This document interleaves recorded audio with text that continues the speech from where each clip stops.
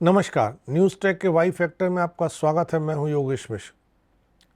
अपने प्रेरणा पुरुष, प्रतीक पुरुष और उन पूर्वजों जिनके योगदान से समाज खड़ा है, हमें स्वतंत्रता मिली, समाज में बड़े बड़े बदलाव हुए, आज वो उस दुनिया में नहीं है।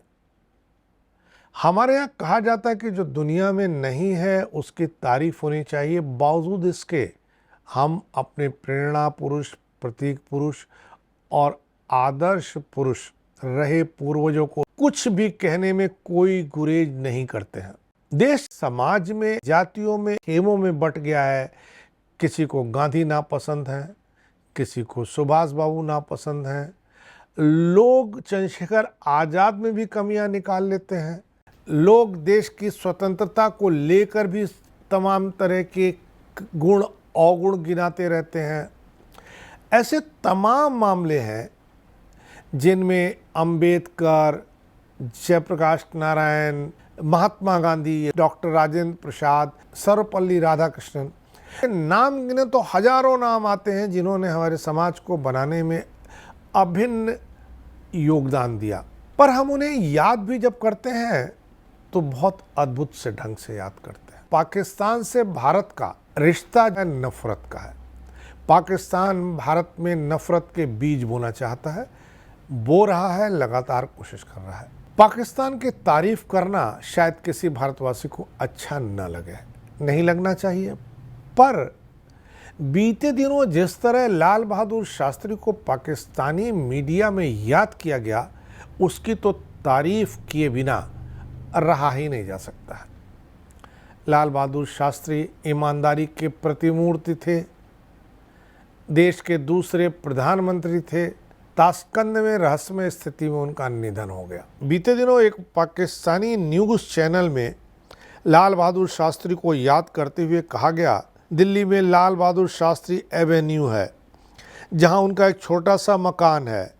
यह घर भारत के दूसरे प्रधानमंत्री लाल बहादुर शास्त्री का है। इसे अब म्यूजियम का रूप दे दिया गया है, जहां लाल बहादुर शास्त्री से जुड़ी तमाम वस्तुएं रखी गई हैं। लाल बहादुर शास्त्री ने 1921 में सियासत में कदम रखा।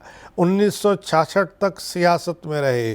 सियासी पारी में वे रेल मंत्री भी रहे, भारत के प्रधानमंत्री भी रहे। इस बात के लिए बहुत बार उनका जिक्र किया जाता है कि एक रेल दुर्घटना के बाद लाल बहादुर शास्त्री जी ने रेल मंत्री पद से इस्तीफा दे दिया था। उस दुर्घटना की जिम्मेदारी खुद ली थी। रेल मंत्री और भारत के प्रधानमंत्री रहे लाल बहादुर शास्त्री का दुनिया में कोई भी इसके अलावा मकान नहीं है, कोई जायदाद नहीं है। उनके पूरे घर के फर्नीचर, बर्तन और कपड़ों की कीमत 6,411 रुपए थी। उनके पास एक गिफ्ट था जो जवाहरलाल नेहरू ने उन्हें दिया था। वह कभी भी अपने व्यक्तिगत काम के लिए अपनी सरकारी गाड़ी का उपयोग नहीं करते थे। एक बार उनके बेटे ने सरकारी गाड़ी का उपयोग कर लिया था अपने निजी काम के लिए, तो लाल बहादुर शास्त्री जी ने उस गाड़ी का किराया जमा किया था। उसी के बाद उन्होंने अपने घर के लिए एक फिएट कार खरीदी जिसकी कीमत उस समय 13,000 रुपये थे। लाल बहादुर शास्त्री जी के पास 13,000 रुपये भी नहीं थे। गाड़ी खरीदने के लिए उन्होंने पंजाब नेशनल बैंक से कर्ज लिया। पाकिस्तानी टीवी एंकर ने लाल बहादुर शास्त्री के जीवन के जरिए पाकिस्तान को संदेश देने की कोशिश की। एंकर ने कहा कि कोई मुल्क तब तक तरक्की नहीं कर सकता जब तक उसके सियासतदान लाल बहादुर शास्त्री की तरह सादगी और ईमानदारी नहीं अपनाते हैं। हालांकि एंकर का इशारा पाकिस्तान के नेताओं की तरफ था जो बेहद ऐशो आराम की ज़िंदगी बिताते हैं।